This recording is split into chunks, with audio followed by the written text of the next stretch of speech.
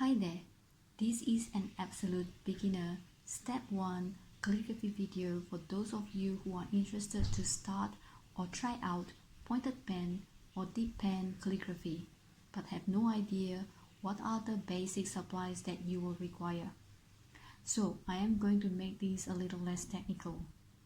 You may have heard about copper plate, engrosser, Spencerian, Madras. These are actually some script styles written with pointed pen. In this video, I will walk you through the basic supplies that you will require to get you started.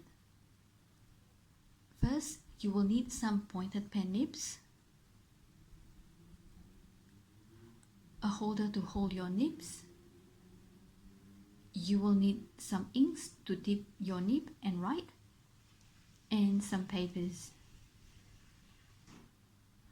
Let's start with the holder, and I will leave the nibs to last. This is an oblique holder which is widely used for dip pens, especially to write copper plate or Spencerian script style. And the oblique holders are also widely used for modern or freestyle scripts. There are also straight nib holders which can be used for writing, but you will have to angle your nib to slant at around 52 to 58 degrees for most script styles.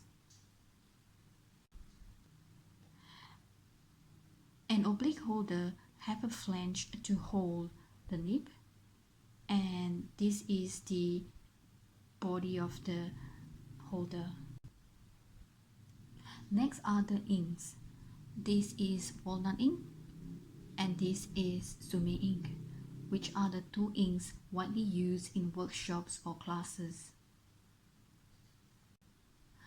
There are also other inks or mediums that you can use, such as fountain pen inks, metallic watercolors, acrylic drawing inks, but I suggest that you leave that to the next level once you are more comfortable writing with the nib. I have received many inquiries on fountain pen inks.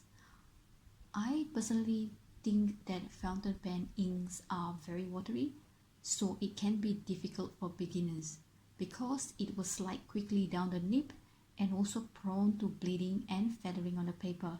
But of course, if you have some fountain pen ink line, just go ahead and give it a try.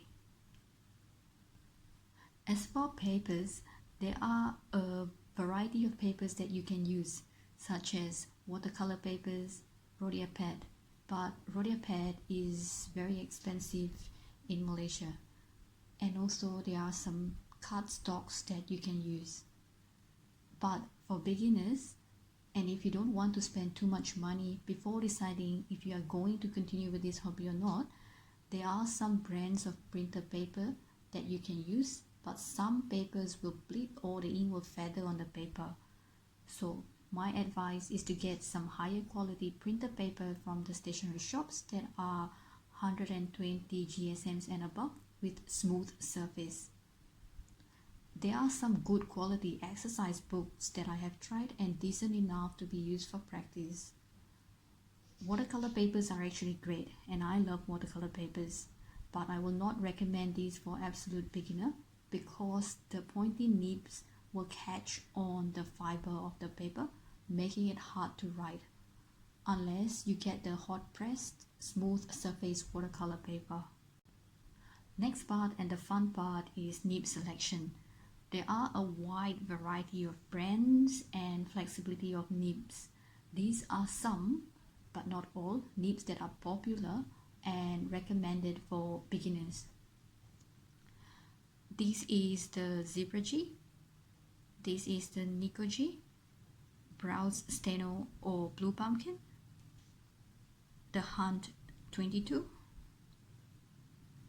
this is the Blend Z Clementi 2552, this is the Blend Z Henry Superior 605.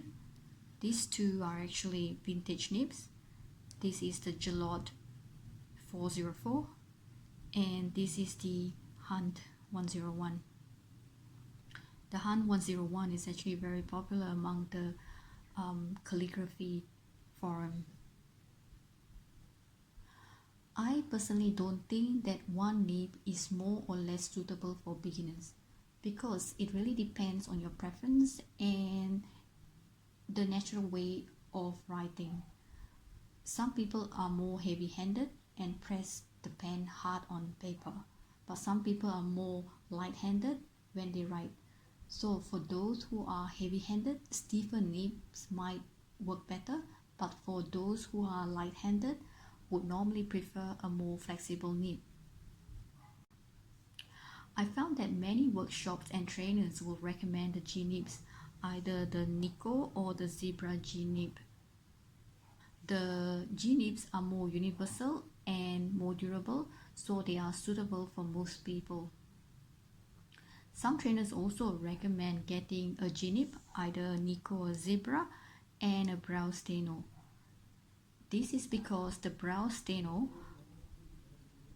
writes really smooth and is a little more flexible than the G nibs, so you can get a nice thick downstroke and good for writing larger size fonts. There are many trainers also uses Hunt 22 and the Blenzy 2552 in their workshops. These two nibs are a little less sharp as compared to the G nibs, so it is more forgiving on the type of paper that you are using. Okay, so that's all you will need to start writing. In the next video, I will show you how to insert your nib into the holder. So please check out my next video if you're interested to know how to actually insert your nib into your holder and how you actually fit a tight fitting nib into a flange.